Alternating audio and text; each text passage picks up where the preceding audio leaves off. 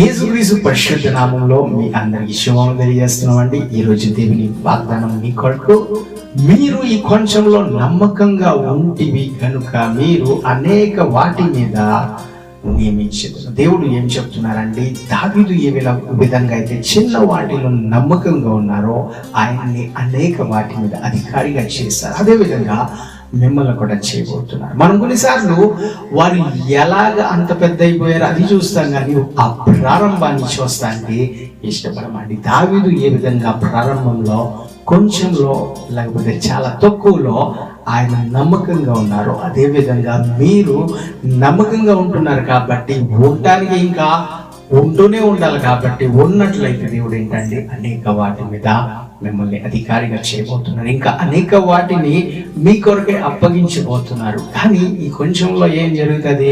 నా పరిస్థితి ఇంతేనా, నా స్థాయి ఇంతేనా అని బాధపడేవారు ఏంటండి అది పొందుకోరు. కాబట్టి మనం కొంచెంలో నమ్మకంగా ఉందాం, అనేక వాటిని మనం పొందుకోబోతున్నాం. దాని గురించి ఎదురు చూద్దాం. యేసుక్రీస్తు నామంలో మీ అందరికీ దీవెన కలుగును. దేవుడు మిమ్మల్ని అందరినీ దీవించును గాక. ఆమేన్.